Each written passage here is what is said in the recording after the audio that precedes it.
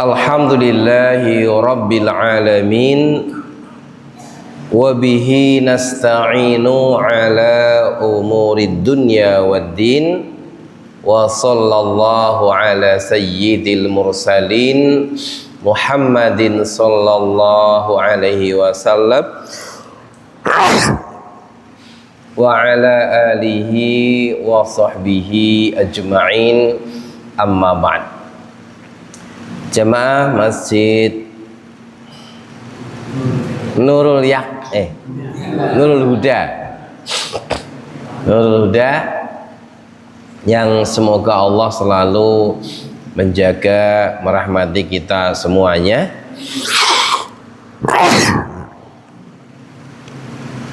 Alhamdulillah, pada kesempatan malam ini Allah kembali memberikan kita kemudahan saged menghadiri sholat isya berjamaah.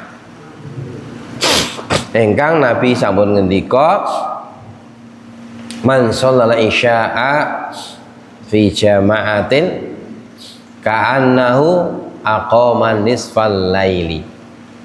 Siapa yang melaksanakan sholat isya berjamaah seakan-akan telah melaksanakan setengah malam sholat malam. Sholat malam selama setengah malam.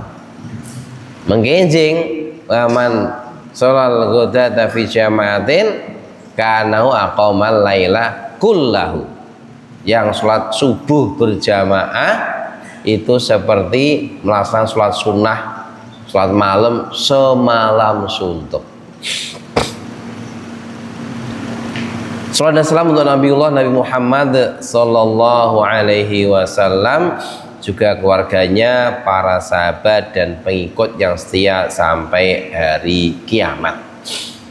Monggo kita witi kanthi wacan basmalah. Bismillahirrahmanirrahim. Ing dalu menika kita badhe membaca lan membahas tadabbur surat Al-Baqarah ayat kaping 52 gangsal lan 52 ingkang intinipun kita dalam urusan meraih kebaikan dunia akhirat itu agar meminta tolong atau dibantu kepada Allah ini dengan sabar dan sholat. Kita waca bareng ben angsal ganjaran maca Quran nggih. Saya pandu. A'udzu billahi minasy syaithanir rajim. Monggo.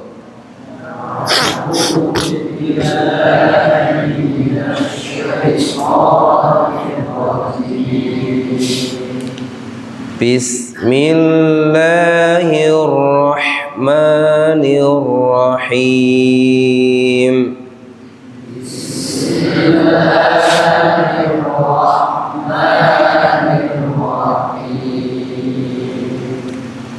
Wasta'inu bis-sabri was-salah.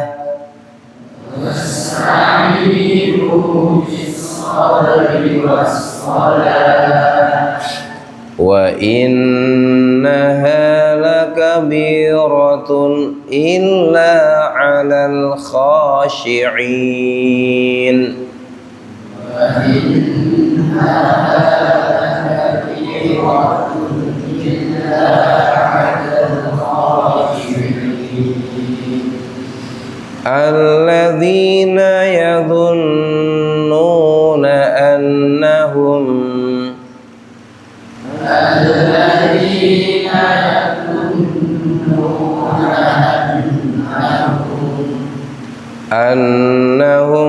mulaqu rabbihim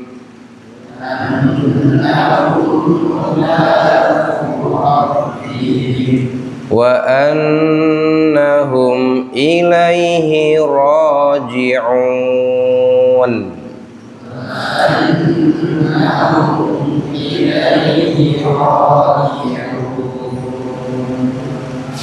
Oke, kita maknai riyen.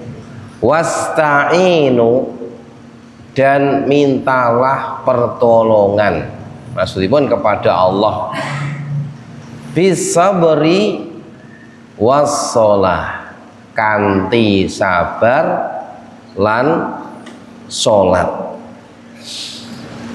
Wa innaha lakabiratun, sesungguhnya salat itu kabirah, besar, berat.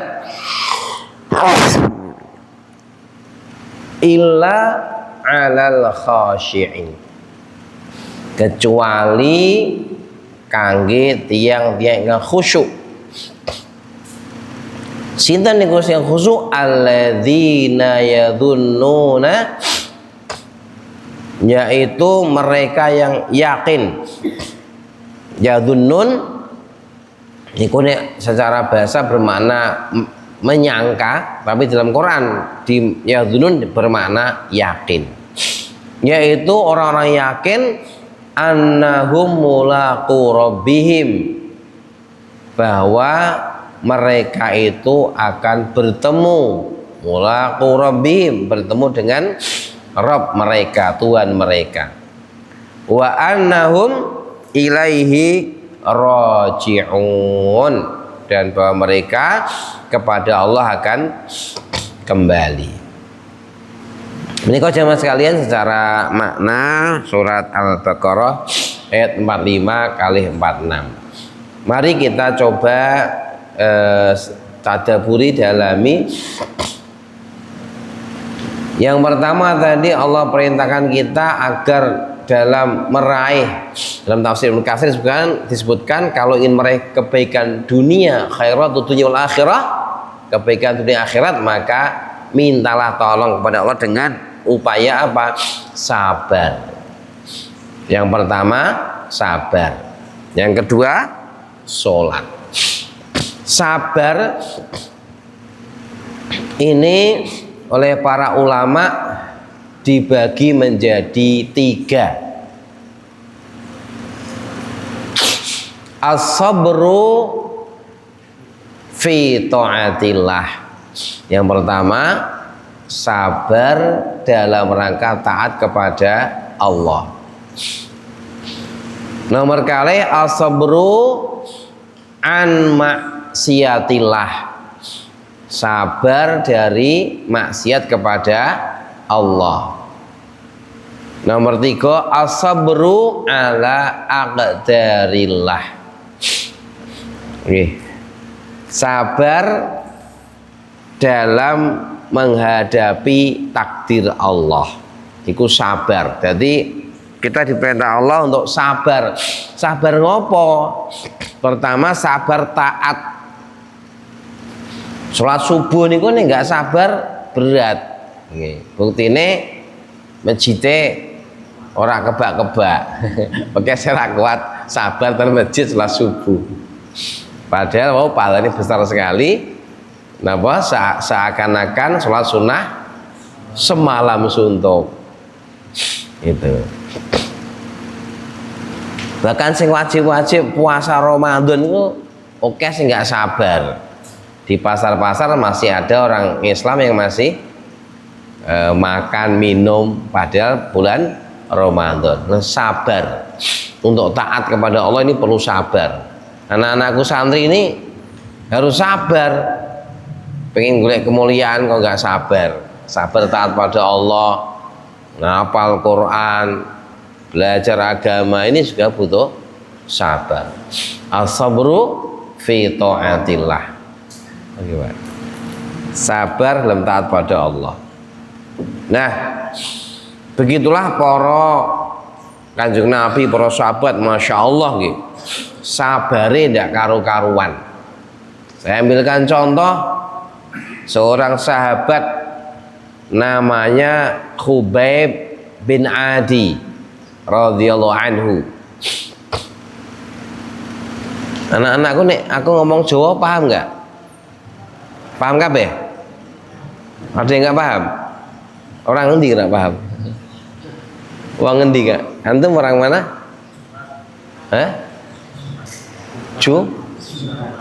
Subang. Wow.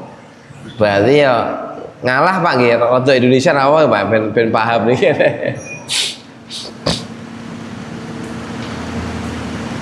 Siapa tadi? Khubayb bin Adi radhiyallahu anhu.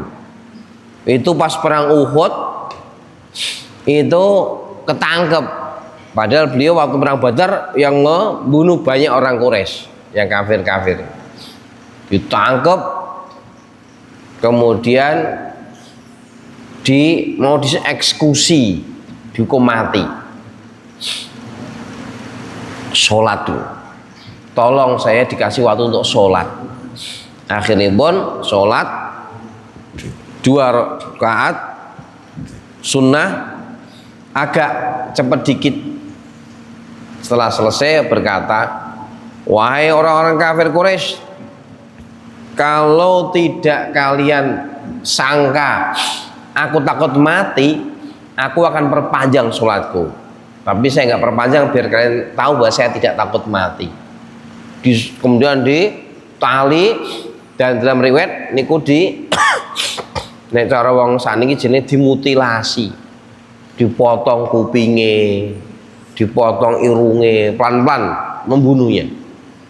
Tapi masya Allah, Khubayb bin Adi radhiyallahu anhu sabar sampai menemui syahidnya, tetap taat keboten balik sangka imane, mati jalan Allah Subhanahu wa taala. Ini sabare para sahabat dalam rangka taat kepada Allah.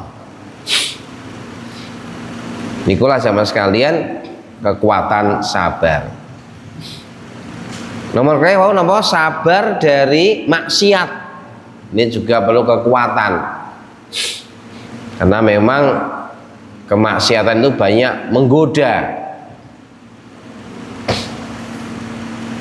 Ingin yang tidak baik, ingin yang tidak baik, itu sering terjadi. Hawa nafsu. Maksiat itu yang nyerang 2 komponen, 2 unsur. Yang pertama hawa nafsu, yang kedua setan. Dua-duanya terus bergerak nafsu dari diri kita. Maka Allah memuji orang yang sabar. Amma man khafa maqama rabbih wa nahan nafsa 'anil hawa, menahan jiwa yang hawa nafsu. Wa innal jannata hiyal ma'wa, maka tempat kembali adalah jannah, surga. Ini sabar dari berbuat maksiat. Maka Bapak Ibu sekalian, anak sekalian, mari kita berusaha untuk sabar. Kalau karena kita manusia lemah juga kadang bermaksiat, setelah maksiat segera ingat dan segera istighfar, taubat pada Allah Subhanahu wa taala. Harapan kita nanti kalau kita ketemu Allah, lembaran-lembaran kita yang dosa-dosa itu dihapus oleh Allah Subhanahu wa taala. Karena istighfar itu artinya apa? Tolabul maghfirah. Tolabul maghfirah itu minta ampun. Maghfirah itu apa? Maghfirah itu satru minadzunubi, satrun, ditutupi dari dosa-dosanya fid dunya wal akhirah. Satru minadzunub, kemudian tajawuz 'anil uqubah, hukumannya enggak jadi dilakukan. Inilah maghfirah Allah niku, nek kita diampuni Allah berarti dosanya ditutup, kemudian hukumannya dihapuskan, dihilangkan. Kita minta pada Allah begitu. Nah, nomor 3, as-sabru ala aqdarillah. Sabar menghadapi takdir, terutama takdir yang secara manusiawi kurang menyenangkan. Ya takdirnya, wah kemau untuk hadiah piro 5 miliar, ora usah sabar iku, seneng kita syukur. Tapi kalau dapat musibah, kehilangan uang misalnya, ya harus sabar. As-sabru ala aqdarillah. Dan begitulah para sahabat itu sabar menghadapi takdir Allah, itu sabar. Misalnya ya, yang sering kita sebutkan dalam cerita bagaimana seorang wanita Ummu Sulaim atau Khonsa ya, Khonsa aja, Khonsa radhiyallahu anha, anaknya 4 ikut berjihad fisabilillah, ternyata 4-empatnya mati syahid sehari mati syahid semuanya. Tapi ketika Ibu Khonsa diberitahu, beliau tidak nangis, beliau tidak kecewa, kan beliau sadar ini orang-orang anak-anakku masuk surga. Maka beliau berkata, alhamdulillahilladzi syarrafani bisyuhadaihim, segala puji bagi Allah yang memuliakan aku dengan kesyahidan anak-anakku. Warju aku namau fil jannah, saya berharap bisa bersama mereka di surga. Ini mental sabar menghadapi takdir. Sekarang ini jamaah sekalian, kita melihat kekuatan sabar ini nampak pada siapa? Orang-orang Gaza.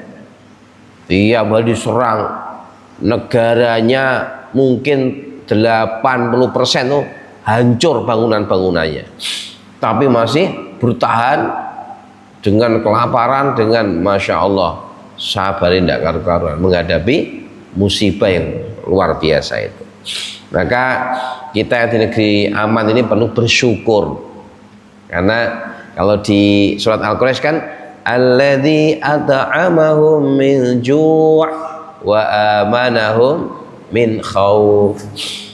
Ini juga kita dapatkan. Alhamdulillah di negeri kita Indonesia ini, kita orang Indonesia hampir jarang yang kelaparan. Ini yang sangat cerak-cerak lah. Wong sak niki napa dono yudan nggih. Dono yudan atau dono hudan ta? Dono yudan. Dono yudan iki kan hampir semua nggih jare sedina ping 3 ta, Pak? Apa malah ping 5 karena tanduk terus ya. Artinya longgar. Mungkin bapak-bapak sing sepuh yang dulu hidup pada tahun 50 mungkin nampak kita dulu sangat sederhana. Zaman kalau cilik niku sik mangan sego tiwul. Saat ini jarang ya sego tiwul. Gaplek. Ini jarang. Kalaupun ada sego tiwul itu cuma kanggo hobi, bukan karena nggak ada nasi, tapi kenapa itu giling jagung. Sekarang masya Allah, alhamdulillah. Amanu min khauf, masya Allah. Indonesia aman. Kalau nanti ngerasake nih Pak, cerita zaman dhisik. Ngerasake negara sing ora aman niku wani ngati ketar-ketir. Kula riyen kan pernah nemeni para dokter ke Turki. Suriah, dekat Suriah sana. Para dokternya itu ngobati masyarakat lantas jenengan itu tadi dan kampung-kampung. Cuma ning kono ngomongi basa Arab. Dokternya isane basa Indonesia karo Jawa. Akhirnya kan orang nyambung. Golek ngebon, kula dibon kan dadi penerjemah. Ini esok kerjane ya ngomong karo wong Arab basa Arab, wong Arabe ngomong mengadukan sakitnya, saya bahasa Indonesia. Sing sepuh-sepuh sak jenenge Mbak, sepuh-sepuh dateng nggo tekan ana fil wajh kan wa maridho dhuhri. Dokternya bingung ngomong apa Mas pasti ngomong sirahe lara apa punggunge niku apa boyoken obate apa. Tapi karena sana daerah perang ya Rahman, kula niku tinggal ten rumah sakit, tapi tiap dina dibom. Bome mboten bom sak kepel-kepel ngeten iki, sak dream diisi peledak kayak pesawat ditibake niku nek kena 3 tingkat rumah niku mesti ambles kabeh. Yang esuk ya tengah 9 setengah 10 iki wis karek dikir mbek maca la ilaha illallah, siap-siap nek kena bom ya wis wassalam. Alhamdulillah Allah selamatke bom ning samping-samping. Tapi saya merasakan ya Allah, bengi-bengi meh maca ora ana listrik. Enggak ada listrik. Udaranya apalagi -6 derajat Celcius waktu itu ya, kan musim dingin Desember. anak-anak bayi ini banyak, kalau nggak hati-hati sama membeku nih, karena tinggal tenda-tenda. Karena pesawat langsung lari sembunyi karena apa? Nggawa bom pesawat.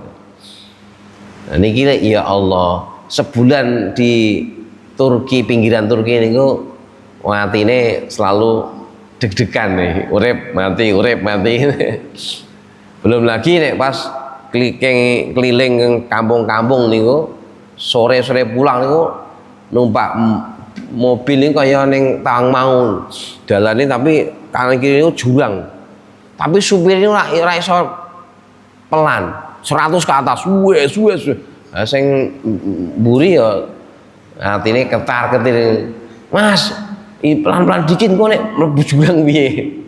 Tapi kata supirnya, tenang aja, saya sudah biasa. Ini kok bengi jam 7 lampunya dimatikan, tenang aja, insya Allah aman.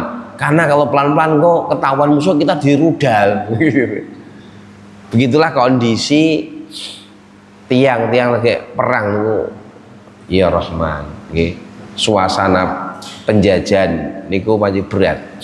Niku Pak, napa Pak sing pengawal kita niku mantan angkatan laut. Niku cerita. Jadi niki sing jahat niku sing saniki terusir Bashar Asad niku Pak. Terusir niku sing melarang ibadah niku angkatan lautnya ngendika, saya kalau sholat tuh saya tuh dipanggil Abu Syafiq. Saya kalau sholat Abu Syafiq itu nggak bisa sholat santai tenang gitu. Saya harus lari ke bawah pura-pura mau masak. Nah, di dapur sholat. Kalau ketahuan sholat bisa dipecat dari tentara. Ini masya Allah, alhamdulillah. Saya balik ke Indonesia, ya Allah pesawatnya indah ditonton, mau kira ana sing ngebom, aman. Maka ini kita harus bersyukur di negeri kita ini ada negeri yang dimerdekakan atas rahmat Allah, kemudian atas perjuangan para pahlawan yang berjuang dengan meneteskan darah air mata, harus kita syukuri dan kita gunakan untuk taat pada Allah Subhanahu wa taala. Jangan sekalian kita kembali disabar menghadapi takdir. Nek takdire kurang secara ini kurang nyaman ya, kita kedah napa? Sabar wow. Kita sadar hidup itu memang adalah ada ujiannya, asal sabar insya Allah innama yuwaffas sabiruna bighairi hisab. Hanya saja Allah maringi orang yang sabar itu balasan bighairi hisab, tanpa hitungan. Termasuk sabar dalam berkeluarga, sabar dalam bermasyarakat. Ya, ada cerita dengan tiang yang hidupnya sangat menderita di dunia, tapi sabar, dia megang iman, dia tidak berpaling dari ketaatan pada Allah, sabar. Uripe paling miskin, asyadun nasi bu'san, wong paling miskin, tapi karena dia sabar akhirnya masuk surga, dan setelah masuk surga semua penderitanya lupa sama sekali karena mendapat nikmat di surga yang sebentar itu. Nah, memang nikmat dunia itu mata'un qalil, kenikmatan sedikit sekali, tapi menungso itu ente-entean yang rebutan lali yang nikmate akhirat. Ini wale-wale. Nah niku jamaah sekalian, mari kita berusaha untuk menjadi orang-orang yang sabar. Kemudian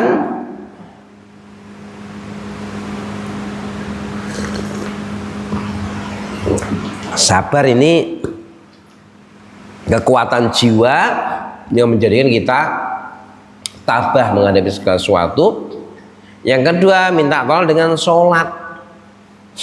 Sholat ini langsung komunikasi dengan Allah. Jadi menghadapi hidup di dunia ini, ada problema, ada masalah apapun, dua senjata umat Islam adalah sabar dan sholat. Sabar itu suasana jiwa yang tegar, sholat adalah mi'raj kepada yang maha kuasa, yang maha perkasa, yang maha segala. Kita ketemu langsung, berkomunikasi dengan Allah, pemilik alam semesta ini, sehingga kita mental kita semakin kokoh gitu. Nah, makanya sholat yang bagaimana? Sholat yang berkualitas, sholat yang apa tadi? Sholat yang dipenuhi dengan rasa ini apa, rasa khusyuk. Maka ini juga harus betul-betul penting, karena wa innaha lakabiratun ila alal khasyiin. Salat ini berat kecuali yang orang yang khusyuk. Maka ini kita harus punya kemauan untuk berkualitas salat kita. Salat kualitas gimana? Supaya nanti rohnya muncul, salat menjadi kekuatan, sehingga siap menghadapi tantangan. Karena kita ini masya Allah, orang Islam itu penak hidup dari subuh ketemu Allah, wes seneng hati ini ketemu sing urip. Nanti jalan kesibukan, zuhur ketemu lagi Allah, istirahat. Istirahat ada kesibukan lagi, asar ketemu Allah lagi, asar mau maghrib ketemu Allah lagi maghrib, isya masya Allah. Allah kasih kesempatan kita untuk bertemu, untuk mengadukan berbagai problema, ya, untuk meminta, mengingat Allah, sehingga hatinya seorang hamba jadi tenang karena punya kedekatan dengan yang menguasai seluruh dunia ini. Itu. Makanya Kanjeng Nabi sudah menikmati itu, mesti kalau ada apa-apa, ya Bilal, arihna bis sholat. Bilal, tolong istirahatkan kita dengan sholat. Karena ketemu Allah Subhanahu wa ta'ala. Ini yang perlu kita upayakan, bagaimana sholat ini kekuatan kita menghadapi segala kehidupan, problema kehidupan, dan meningkatkan diri kita, karena memang sholat ini adalah karunia. Sholat itu adalah karunia, bukan beban. Nah, di antara yang harus kita perhatikan agar sholat kita berkualitas, satu, jangan lupa dengan namanya tumakninah. Ini rukun sholat. Ini terutama di tempat-tempat, ya sebagian tempat masih, terutama nek terawih, sholatnya super. Saya tadi dengerin anak saya buka apa itu Facebook atau apa itu ya, dengerin orang sholat tuh doain amin, apalagi coba apa tidak kan. Nah ini jangan sampai terjadi pada kita, karena harus khusyuk, harus tumakninah. Kemudian bacaannya upayakan dipahami. Jadi karena sholat itu kata Nabi, anta tunaji rabbaka, kamu sedang berbisik-bisik dengan Rabbmu Allah. Bisik-bisik kudune ngerti sing dibisikkan. Maka kita upayakan, kita pahami bacaan-bacaan sholat kita yang isinya kebaikan, memuji Allah, kemudian juga minta kebaikan untuk kita. Dan Kanjeng Nabi mengajarkan berbagai bacaan supaya kita juga tidak kemudian hikmahnya, tidak kemudian maca iku dadi lali artine, tapi nek genti iku nanti bisa makna itu bisa kita pahami. Salat apa, bacaan iftitah misalnya ada Allahumma ba'id baini, ya Allah jauhkanlah aku dengan dosaku, sebagaimana Engkau jauhkan antara timur dan barat. Tapi ada juga bacaan kabira alhamdulillah katsira, silakan. Ada juga bacaan subhanaka Allahumma bihamdika dan seterusnya. Jadi ada sampai 3 atau berapa itu Nabi beri contoh tentang iftitah. Kalau Fatihah cuma 1, enggak ada lainnya. Surat 1, terus nanti tasbih subhana rabbiyal azim, nanti sami Allahu liman hamidah. Ini juga ada 2 bacaan, Rabbana lakal hamdu bil samawati wal ardi wa ma syi'ta min syai'in ba'd. Itu diantaranya. Tapi ada lagi yang lain. Ketika Nabi sedang rukuk itu mendengar sahabat baca kalimat yang lain. Siapa tadi yang baca? Sahabat khawatir kalau dimarahi. Siapa tadi yang baca? Akhirnya ngacung, saya Rasulullah. Tadi saya itu melihat malaikat tuh berlomba-lomba menulis bacaanmu itu, pahalanya yang enggak terhitung, besar sekali. Rabbana lakal hamdu hamdan katsiran thayyiban mubarakan fi. Ini di atas juga bisa kita baca. Sujud, sambil sujud nanti silakan jenengan sambil sujud minta ampun pada Allah boleh, minta sesuatu pada Allah boleh, terutama yang sholatnya sendirian. Kalau sholat jamaah takutnya engko sing makmume semen ngopo. Kalau sendirian sholat sunnah doa, diantaranya sahabat Abu Bakar radhiyallahu anhu itu diajari Nabi, ya Rasulullah kalau saya sujud saya doa apa? Dia ajarkan doa Allahumma inni dzalamtu nafsi dzulman katsira wa la yaghfiru dzunuba illa anta faghfirli maghfiratan min 'indik warhamni innaka antal ghafurur rahim. Nah, ini doa yang Nabi ajarkan kepada sahabat Abu Bakar disuruh baca saat sujud, yang intinya minta ampun pada Allah sekaligus juga minta disayangi Allah. Jadi kita baca. Silakan nanti sujud baca doa yang dibutuhkan. Allahumma inni as'aluka khasyataka fil ghaibi wasyahadah misalnya. Doa ini. Diapa enak ya? Allahumma inni, ayo kita baca bareng. Allahumma inni as'aluka khasyataka fil ghaibi wasyahadah. Kita ulangi. Allahumma inni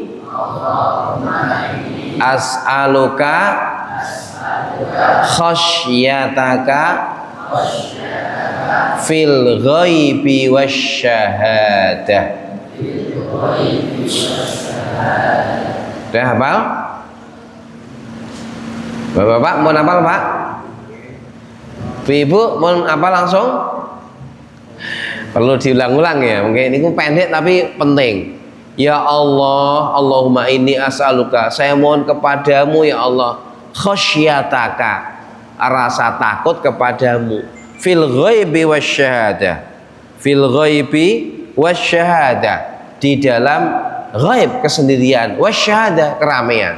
Ini intinya takwa diantaranya lah, rasa takut kepada Allah dalam kesendirian dan dalam keramaian. Pendek monggo diapal ya. Sekali lagi, Allahumma inni as'aluka khasyataka fil ghaibi wasyahadah. Lagi, Allahumma inni as'aluka khasyataka fil ghaibi wasyahadah. Ya, kalau nanti hafal niku monggo sering diwaca, sering dibaca saat sujud boleh, di luar sujud juga tidak apa-apa.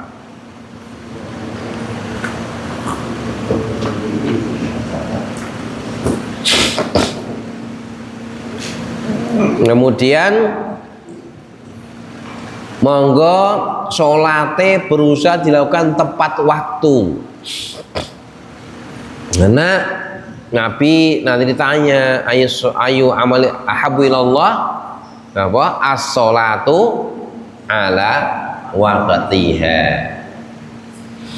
Alhamdulillah nek ten kampung-kampung kita niki biasanya sudah tepat waktu, adzan sesuai dengan waktunya. Ada sebagian daerah niku sudah kayak kesepakatan adzannya mundur. Jadi jam berapa, kadang jam 4, setengah 5 lagi azan asar, karena masyarakatnya para petani, jadi ya, jam 3 sih ning pasar itu. Nah itu diupayakan tepat waktu, kemudian zikir dan doa. Nah jamaah sekalian, kemudian gimana supaya sholat kita ini tadi khusyuk? Gimana caranya supaya sholat kita ini khusyuk? Pertama, upayakan sebelum sholat wis persiapan yang baik, wudunya sing sempurna. Ini penting karena kadang-kadang ada yang wudu ini angger wudu sukune di basuh tapi poloke urung kena. Iki hati-hati. Jenengan nek wudu sukune tekan polok napa tekan dengkul, niku tidak apa-apa. Yang harus itu sampai polok. Polok itu apa tuh? Mata kaki harus terbasuh semua. Tapi ada sahabat yang kalau wudhu selalu sampai sini, di atas sikut sama di atas sampai menjelang lutut. Itulah yang sebagian umat Islam mengikuti, itu sahabat Abu Hurairah radhiyallahu anhu. Kenapa? Karena beliau mendengar Nabi bahwa nanti di akhirat itu kaum muslimin akan ketahuan Islamnya karena bekas wudunya bercahaya. Terus beliau pengen panjangkan cahayanya, kan ditambahi sampai tekan mendekati lutut. Sahabat Abu Hurairah radhiyallahu anhu. Tapi yang wajib sampai polok nih, ilal Ka'bain, ilal Ka'bain. Sing mriki kantor Rafiq. Lah nek napa terutama wudu niku nek ngusap rambut jenengan biasanya sebagian nomor sedaya. Nggih. Niku para ulama beda pendapat. Nek Kanjeng Nabi dalam riwayat panci bentuknya ngeten nggih. Ngeten balik wale langsung ten telinga. Iku anu nipun apa jenenge? Informasi nipun. Nah, hadis nipun. Tapi Imam Syafi'i punya pendapat karena ayatnya niku wamsahu biruusikum. Bi menurut Imam Syafi'i niku menunjukkan sebagian. Maka sebagian berarti sini tok boleh. Nah Imam Ahmad biruusikum niku bukan sebagian tapi kudu nempel, mulasok nempel, jadi biru sih kabeh tapi nempel gitu. Mboten cuma ning dhuwur tok gitu. Tapi nempel kan bathok kepala. Beda pendapat para ulama. Wallahu a'lam bishawab nggih. Nek pengen luwih hati-hati menawi nggih sekali usap kabeh malah tambah seger insyaallah. Tapi nek ana sing sebagian tok sing usap nggih aja di salahke. Jadi wudhu ini pun yang sempurna, mengkebar wudhu, jangan lupa upaya berdoa menghadap kiblat. Asyhadu an la ilaha illallah wahdahu la syarikalah wa asyhadu anna Muhammadan abduhu wa rasuluh. Allahumma ij'alni minat tawwabin wa ij'alni minal mutatahhirin. Apa fadilahnya? Futihat lahu abwabul jannah ats-tsamaniyah. Dibukakan pintu surga yang 8. Insyaallah nggih. Iki nah sejak wudhu ini sudah mulai persiapan hati, aku meh ketemu Allah, aku meh ketemu Allah, Robku sing duwe surga duwe neraka sing kuwasa. Jadi kita sudah mulai hati kita mengagungkan Allah, ini dimulai supaya sholatnya tambah khusyuk. Nah kemudian upayakan urusan dunia diselesaikan. Nah, makanya kan Nabi ngimutke nek lagi dahar entek ngesik dahare. Nek mau sakit perut, tigan ngerampung sik sakit perutnya tidak ditahan. Itu supaya mungkin sholatnya khusyuk tenang. Nah, dalam sholat upayake wau bacaan-bacaan dipahami. Ketika Rabbi firli warhamni wajburni warfa'ni niku ngerti artine kabeh. Ya Allah, ampunilah aku, sayangilah aku, cukupilah kebutuhanku, angkatlah derajatku, warzuqni, berilah kami rezeki, maafkanlah aku. Niku nek ngerti kan luwih tenanan yang njaluk niku. Ngerti kalau ini. Lah iki perlu dipahami satu-satu, niki termasuk sing sangat penting karena kita nembe berbicara langsung dengan Allah Subhanahu wa taala. Panjenengan dikasih kesempatan bicara kali Pak Prabowo pun sudah seneng banget gitu. Wah, alhamdulillah kalau Pak Prabowo ketemu. Lagi sing gawe Pak Prabowo sing kita ajak bicarakan luar biasa. Sing gawe presiden sak dunia. Sing gawe langit dan bumi mau ketemu kita. Bahkan kalau kita nggak mau ketemu, Allah marah gitu. Masya Allah. Padahal jadinya yang butuh itu ya kita. Ini kan luar biasa. Begitu jamaah sekalian tentang sholat secara umum ya. Kemudian tadi khusyuk itu akan bisa ketika orangnya itu yakin ketemu Allah.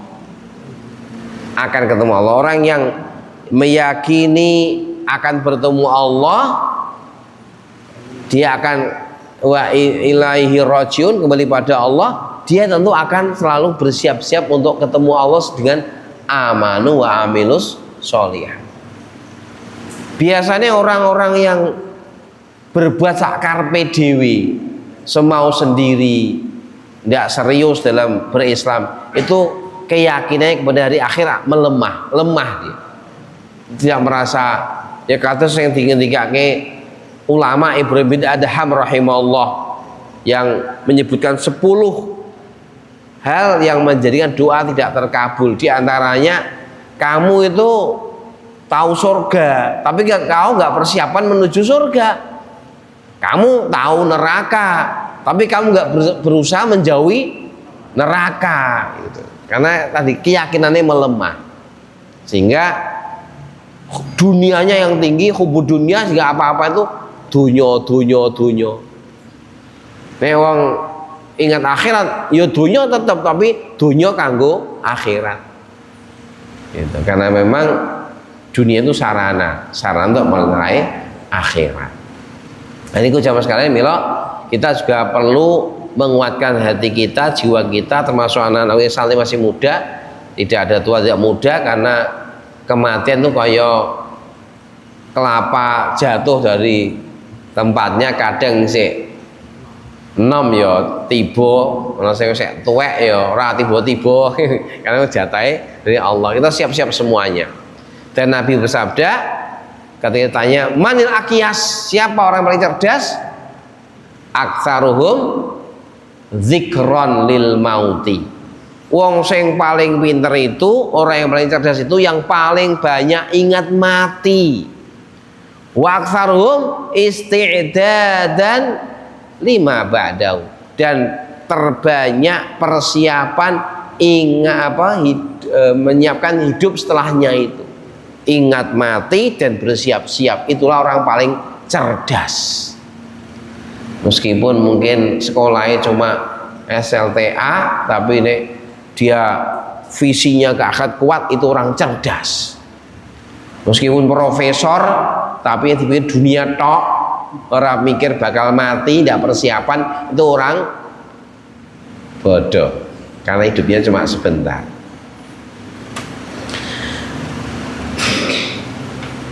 Jamaah sekalian, itu kurang lebih dari pembahasan surat Al-Baqarah 4546 yang saya simpulkan bahwa untuk menghadapi hidup dan untuk meraih mulia dunia akhirat itu kita perlu mengokohkan kesabaran. Yang ini berarti sabar ini apa Pak? Sabar ini. Sabar ini ya siap menghadapi tadi itu ya. Apapun kondisi itu. Tuh, kita sabar, kuat, menguatkan, tidak gampang emosi, nggak gampang marah, nggak gampang putus asa. Itu namanya sabar dengan kehidupan kita. Kita alhamdulillah Allah uji kita nggak terlalu berat dibanding para nabi, kaum muslimnya di Gaza itu. Kita masih ringan lah, maka harus sabar. Termasuk saya ngajak para ibu-ibu nek duwe putra putri sing sabar, aja diamuk terus. Jangan diamuk, nanti itu membuat psikologinya kena nanti. Kemudian kuatkan komunikasi dengan Allah, yaitu sholat. Biar caranya kita sholat sampai kita menikmati sholat, sampai sholat itu sebuah kebutuhan, bukan hanya melaksanakan kewajiban. Aku butuh sholat, aku butuh ketemu Allah, aku tenang nih sholat. Ini harusnya begitu sampai situ. Itu namanya sudah komunikasi dengan Allah. Dan ibadah sholat ini kata kuncinya harus dengan khusyuk.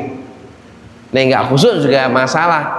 Wailul lil musallina alladzina hum an sholatihim sahun. Sahun ini ya so, waktunya di akhir ke lupa, enggak blas, enggak paham sing diwaca sama sekali. Sehingga dia sholatnya tidak bisa kontak menghadap Allah langsung. Perasaannya nggak bisa seperti itu. Itu diantaranya, nanti itu akan kuat apabila kita mengokohkan iman kita kepada Allah, hari akhir, kematian, kiamat, dan nanti pertemuan dengan Allah, sehingga kita bersiap-siap dengan maksimal untuk memperbaiki diri kita agar nanti kalau ketemu Allah menjadi orang-orang yang sukses di akhirat.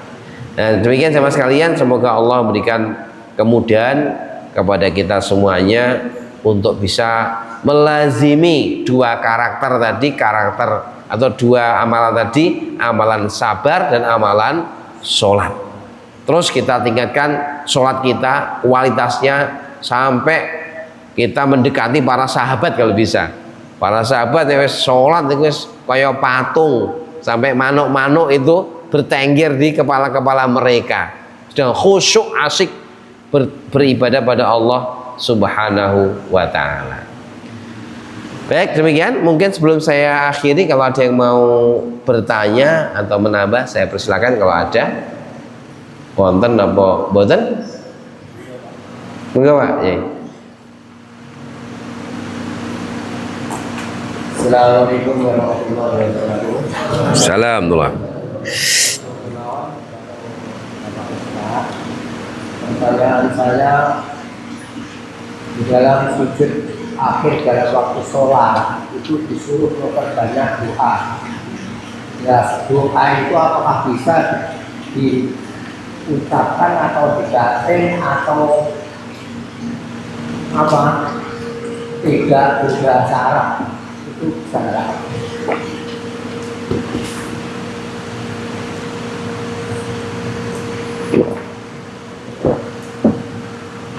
Nggih. Jadi doa saat sujud itu apakah dibatin cukup atau diucapkan tapi basa Indonesia Jawa misalnya nggih. Boleh enggak, bisa enggak? Tidak, memang tidak ada nas yang pasti untuk memastikan jangan pakai bahasa Jawa enggak ada. Hanya setahu saya semacam ijma para ulama itu, sholat itu memang bahasa resminya bahasa Arab. Di luar sholat silahkan, donga habis sholat Jawa oleh Inggris oleh Indonesia. Tapi sholat itu memang ijma para ulama bahwa sholat itu ya ibadah yang dimulai dari takbir sampai salam dan menggunakan bahasa Arab. Mila upayakan untuk berdoa dalam sujud itu menghafal doa-doa dari Kanjeng Nabi yang paling gampang, atau doa-doa dari Quran. Tapi niatnya bukan baca Quran, niatin ndonga. Atau doa-doa yang dirangkai sendiri asal baik juga tidak terlarang. Adapun di batin niku termasuk doa niku amalan lahir batin. Jadi nek di batin berarti baru kerentenging hati, baru apa lintasan hati, belum permintaan yang resmi. Sehingga kalau pengen makbul ya diucapkan, minta pada Allah, diucapkan apa yang dia minta dan hatinya mengikuti ucapannya. Karena juga hati tok ora diucapke ya berarti belum sempurna, ngucap tok hati enggak ikut juga tidak sempurna. Karena Nabi bersabda, innallaha la yaqbalu du'a, sesungguhnya Allah enggak terima doa min qalbin ghafilin lahin. Allah enggak terima doa yang hati orang itu ndonga tapi hatine ghafil. Ghafil itu kan lalai, lahin, bermain-main. Maca ridi Arab tapi atine malah ngeling-ngeling weduse misalnya ngeling sapine. Nah ini ndak gato. Tapi kalau yang paling bagus adalah hatinya madep mantep, lesannya mengucapkan. Ngaten Pak. Yang lain? Cakap? Baik. Sudah cukup, kita akhiri dengan doa kafaratul majlis. Subhanaka Allahumma bihamdika asyhadu an la ilaha illa anta astaghfiruka wa atubu ilaik. Alhamdulillahirabbil alamin. Assalamualaikum warahmatullahi wabarakatuh.